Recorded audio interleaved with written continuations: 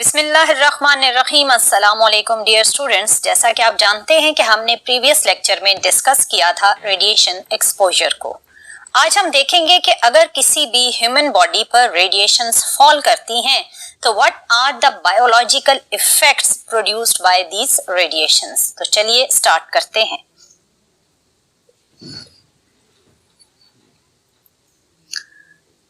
Dear student, हमने previous lecture में radiation exposure को बड़ी डिटेल में डिस्कस किया था। हमने ये देखा था कि what are the background radiations और what are the sources of this background radiations.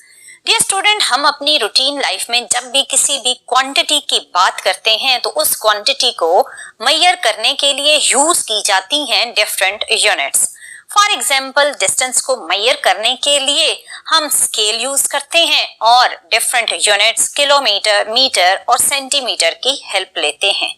इसी तरह अगर हमने मैसेज को मेजर करना है तो हम डिफरेंट बैलेंस यूज करते हैं और यूनिट्स यूज करते हैं kilogram, gram and milligram and further और कई यूनिट्स हैं जो आप मैस को मेजर करने के लिए यूज कर सकते हैं। इसी तरह टाइम को मेजर करने के लिए भी वॉच यूज करते हैं और डिफरेंट यूनिट्स आप यूज करते हैं। अब अगर हम बात करें रेडियो एक्टिव रेडिएशंस की तो ऑब्वियसली अगर हमने ये मेजर करना है कि कोई भी रेडियो एक्टिव सोर्स कितनी रेडिएशंस को पर सेकेंड या पर मिनट एमिट करता है तो वो क्या यूनिट होगा जिसके थ्रू हम ये अमाउंट मेजर कर सकेंगे। और अब अगर कोई भी बॉडी इन रेडिएशंस को एब्जॉर्ब करती है तो किस यूनिट की हेल्प से हम ये फाइंड कर सकते हैं कि उस बॉडी ने कितनी अमाउंट ऑफ रेडिएशन एब्जॉर्ब की है। तो पहले हम डिस्कस करते हैं किसी भी रेडियो एक्टिव सोर्स से इमिट होने वाली रेडिएशंस को मेजर करने वाली यूनिट्स। जब भी कोई भी radio active element radiations emit करता है तो जो हम SI unit for these radio active radiations use करते हैं वो कहलाती है Becquerel. 1 becquerel is defined as 1 disintegration per second। इसका मतलब है कि अगर कोई भी रेडियो एक्टिव सोर्स 1 सेकेंड में एक डिसइंटीग्रेशन कॉज करता है तो उसे हम 1 becquerel कहेंगे। इसके साथ एक ऑल्टरनेटिव या बिगर यूनिट यूज की जाती है जिसे कहा जाता है Curie. 1 curie is equal to 3.7 into 10 to power 10 disintegrations per second। Curie as compared to becquerel एक बिगर यूनिट है। किसी भी बॉडी से जब रेडियो एक्टिव रेडिएशंस इमिट होती हैं तो इन इमिटेड रेडिएशंस की अमाउंट को मेजर करने के लिए आप यूज करते हैं बेक्रेल एंड क्यूरी। अब अगर ये रेडिएशंस कोई बॉडी एब्जॉर्ब करता है तो एब्जॉर्ब डोज कितनी है उसको मेजर करने के लिए हम जो रिलेशनशिप यूज करते हैं वो है ये। इस रिलेशनशिप में D इंडिकेट करता है डोज को। D stands for the dose of the emitted radiations which is absorbed by some mass और E इंडिकेट कर रहा है एनर्जी और M इंडिकेट कर रहा है mass को। अगर आप इस इक्वेशन को देखें तो इस इक्वेशन के according dose of absorbed radiation आप डिफाइन कर सकते हैं as energy absorbed by some mass या energy absorbed per unit mass of the body. Dose और एनर्जी को अगर आप लिंक करें तो जो यूनिट बनेगा डोज का उसका नाम है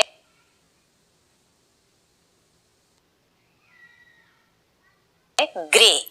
1 grey is equal to 1 joule per kg। क्योंकि एनर्जी के लिए हम यूनिट यूज करते हैं जाउल और मैस के लिए हम यूज करते हैं केजी। इन दोनों यूनिट्स को यूज करते हुए एब्जॉर्ब्ड डोज की जो यूनिट है दैट इज जाउल पर केजी और इस जाउल पर केजी को आप 1 ग्रे कहते हैं। इससे फर्दर स्मॉलर यूनिट भी है फॉर मेजरिंग एब्जॉर्ब्ड डोज और ग्रे से जो स्मॉलर यूनिट है वो कहलाता है red. 1 rad equals to 0.01 grey. Red basically abbreviation है रेडिएशंस एब्जॉर्ब डोज की। So one rad is the smaller unit for measurement of the absorbed dose and gray is the bigger unit for measurement of absorbed dose. अब जब ये radiations किसी भी body पर fall करती हैं और एनर्जी को डिपॉजिट करती हैं तो कितना डैमेज ये रेडिएशंस कॉज करती हैं, अगर आपने वो डैमेज कैलकुलेट करना है तो आप इफेक्टिव डोज की टर्म यूज करेंगे। So to measure how much damage is caused by these radioactive radiation is calculated by effective dose। और effective dose की इक्वेशन कुछ इस तरह से होगी, जिसमें आपने देखा कि effective dose is equal to dose absorbed multiply RBE factor। इस इक्वेशन में RBE stands for relative biological effectiveness. अगर आप इस RBE फैक्टर को डिफाइन करें तो इसकी डेफिनेशन कुछ इस तरह से होगी, it is a factor which gives the ratio of biological effectiveness produced by one type of ionising radiations relative to the other type of ionizing radiations having same amount of absorbed energy। इसका मतलब RBE factor दो different absorbed energies के corresponding produce होने वाला effect का ratio आपको देता है। RBE फैक्टर को पहले Q फैक्टर भी कहा जाता था। अगर किसी भी रेडिएशन का RBE फैक्टर या Q फैक्टर 1 या 1 से लेस हो तो वो रेडिएशन सेफ साइड पर होती हैं, लेकिन अगर किसी रेडिएशन का RBE फैक्टर 1 से ग्रेटर हो तो वो रेडिएशंस फिर हार्मफुल रेडिएशंस कहलाती हैं। इस वक्त आप डिफरेंट रेडिएशंस के RBE या Q फैक्टर्स देख रहे हैं। बीटा, गैमा और एक्स रेज का RBE फैक्टर 1 है, सो ये रेडिएशंस एक सेफ साइड पर हैं। लेकिन अगर आप स्लो न्यूट्रॉन, फास्ट न्यूट्रॉन और फिर अल्फा रेज को देखें तो इनके RBE फैक्टर की वैल्यू ग्रेटर देन 1 है, विच इज 5, 10 एंड 20। इसका मतलब ये हुआ कि फास्ट या स्लो न्यूट्रॉन या अल्फा रेज ये बहुत ज्यादा डेंजरस होती हैं फॉर अ ह्यूमन बॉडी। अब ये इफेक्टिव डोज आपने जिन यूनिट्स में मेजर करनी है उसके लिए हम जो यूनिट यूज करते हैं वो है सिवरेट। अकॉर्डिंग टू इक्वेशन अगर आप इफेक्टिव डोज की यूनिट लिखें तो वो कुछ इस तरह से होगी, 1 sievert is equal to 1 gray multiply RBE factor. इसके अकॉर्डिंग 1 सिवरेट या सिवरेट वो यूनिट है जो इफेक्टिव डोज को मेजर करने के लिए यूज होती है। इफेक्टिव डोज की एक और भी यूनिट है जिसे कहा जाता है रेम, और ये एक स्मॉलर यूनिट है।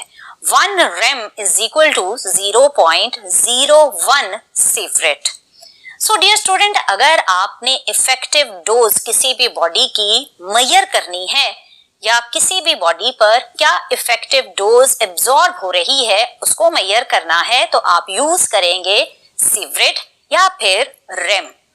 हमने प्रीवियस लेक्चर में डिस्कस किया था कि अगर आप न्यूक्लियर पावर प्लांट के वर्कर हैं या माइन के वर्कर हैं तो आप अपनी डेली लाइफ में रेडिएशंस को रिसीव कर रहे होते हैं।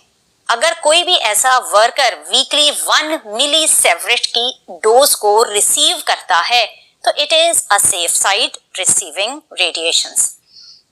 लेकिन अगर वो ज्यादा अमाउंट रिसीव करता है तो वो ऑब्वियसली उसके बॉडी के लिए डेंजरस होती हैं। और 3 सिवरेट एक ऐसी अमाउंट है जो किसी भी लिविंग ऑर्गेनिज्म में डेथ को कॉज कर सकती है। ये रेडिएशंस जब भी किसी भी बॉडी पर फॉल करती हैं तो अगर इनकी अमाउंट कंट्रोल्ड अमाउंट ना हो तो ये कॉज कर सकती हैं hair fall, skin burning, eyes का डैमेज और इसके अलावा आपके वाइट ब्लड सेल्स की अरेंजमेंट या DNA को भी ये डैमेज कर सकती हैं। ये रेडिएशंस जब किसी सेल पर फॉल करती हैं तो there are 3 possibilities. First possibility ये है कि सेल विल रिप्रोड्यूस इटसेल्फ, उसमें कोई भी चेंज नहीं आया, उसने खुद को रिप्रोड्यूस कर लिया। सेकेंड पॉसिबिलिटी ये है कि सेल ने खुद को रिप्रोड्यूस तो किया लेकिन एक गलत अंदाज में। The meaning is this: the cell will reproduce itself but in a wrong pattern, और ये wrong pattern with time cancer को कॉज करता है। और थर्ड पॉसिबिलिटी ये है कि जब ये रेडिएशन किसी सेल पर फॉल करे तो वो सेल कंप्लीटली डिस्ट्रॉय हो जाए। सो डियर स्टूडेंट, आपने देखा कि अगर आप किसी भी बॉडी पर एक कंट्रोल्ड अमाउंट ऑफ रेडिएशन को फॉल ना करें तो ये रेडिएशन किस कदर डेंजरस हो सकती हैं। डियर स्टूडेंट, इसके अलावा इस पर भी डिपेंडेंस है कि जब कोई ह्यूमन बॉडी ये रेडिएशंस रिसीव कर रही है तो उस ह्यूमन बॉडी की एज क्या है। अगर आप चाइल्डहुड में हैं, अगर आप यंग एज में हैं या अगर आप ओल्ड एज में हैं, तो तीनों एजेस में जनरेट होने वाला डैमेज डिफरेंट होगा। क्योंकि जब आप चाइल्डहुड में हैं तो आपके पास एक लॉन्गर लाइफ स्पैन है और इस लॉन्गर लाइफ स्पैन की वजह से रेडिएशंस को एक लॉन्गर टाइम मिलता है for changing the cell of the body. और अगर आप एक यंग एज में हैं तो कंपेयर टू चाइल्डहुड आपका लाइफ स्पैन कम है, सो आपका डैमेज कंपेयर टू चाइल्डहुड कम होगा। और अगर आप ओल्ड एज में हैं तो आपका लाइफ स्पैन और भी रिड्यूस हो जाएगा, सो डैमेज का जो फैक्टर है वो भी रिड्यूस हो जाएगा। सो एज भी एक ऐसा फैक्टर है जो रिसीव होने वाली रेडिएशंस के साइड इफेक्ट्स को जनरेट करता है। डियर स्टूडेंट, इसके अलावा अगर हम कंपेयर करें डिफरेंट रेडिएशंस या डिफरेंट इंटेंसिटी के डैमेज को तो वो कंपैरिजन करने के लिए फर्स्ट सिचुएशन हम कुछ इस तरह से लेते हैं।